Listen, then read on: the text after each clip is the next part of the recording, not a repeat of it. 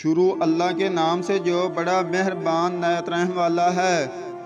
دونوں باپ بیٹی نے دبئی کے ایک ہوٹل سے کود کر جان دے دی تھی اور ان کی موت پر لوگ حیران پریشان رہ گئے تھے۔ باپ کا نام جمشید اور بیٹی کا نام سیمہ تھا۔ جمشید صاحب نے ایک چھوٹی سی دکان سے بزنس شروع کیا تھا۔ اب ملک کے 5 بڑے شہروں میں جمشید صاحب کی 16 بڑی مارکیٹیں تھیں۔ حال ہی میں انہوں نے لندن میں بھی 2 سٹور شروع کیے۔ جمشید صاحب کی کوئی ادا اللہ کو پسند تھی جو اللہ ان کو نوازتا ہی جا رہا تھا، مگر جمشید صاحب میں ایک خامی تھی کہ وہ غریب لوگوں کو اچھا نہیں سمجھتے تھے، بلکہ متکبرانہ انداز میں کہتے تھے کہ یہ غریب لوگ گنہگار ہیں، اس لیے اللہ نے ان کو مفلس رکھا ہے۔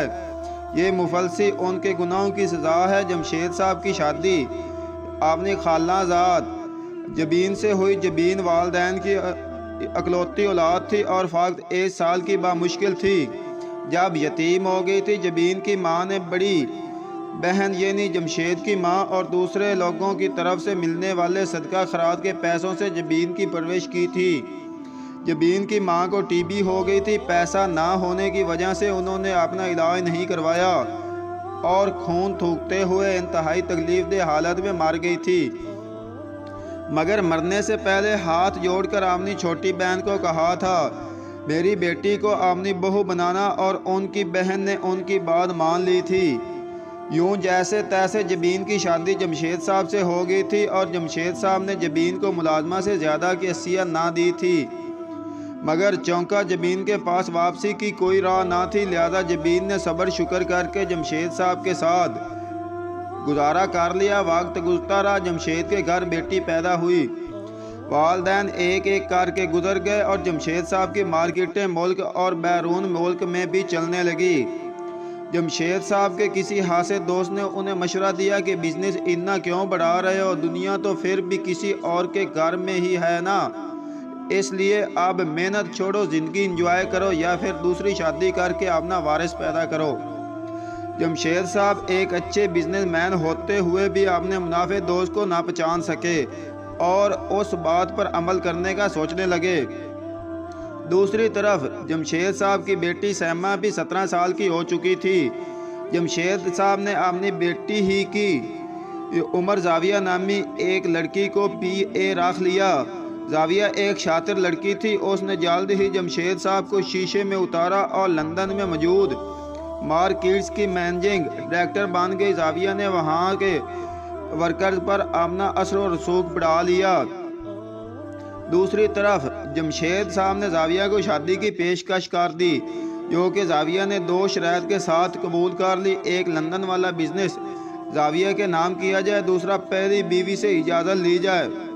جمشید صاحب نے پلک جھپکتے ہی لندن والا بزنس زاویہ کے نام کر دیا، مگر جب گھر دوسری شادی کی بات کی تو ان کی بیوی جبین نے کوئی جواب نہ دیا، مگر سیمہ نے انتہائی سخت جواب دیا اور کہا کہ آپ یا دوسری بیوی کو رکھیں گے یا ہمیں۔ اور سیمہ کی بات سن کر جمشید صاحب نے سیمہ کی ماں جبین کو طلاق دے دی اور سیمہ کو بھی گھر سے ماں کے ساتھ نکال دیا۔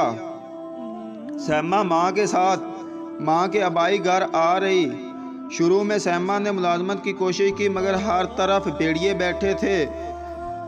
ہفتے 2 ہفتے بعد ہر کوئی جسم کی ڈیمانڈ کر دیتا، لہذا سیمہ نے وہ سب چھوڑ کر اکیڈمی پڑھانا شروع کر دی۔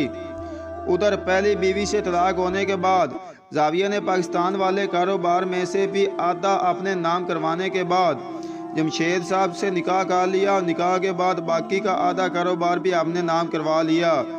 اب زاویہ ہر چیز کی مالک و مختار بن گئی، تو اس نے جمشید صاحب سے طلاق لے کر لندن میں اپنے ایک دوست سے شادی کر لی اور جمشید صاحب نے بینک میں موجود رقم سے شراب اور جسم خرید کر غم غلط کرنا شروع کر دیا۔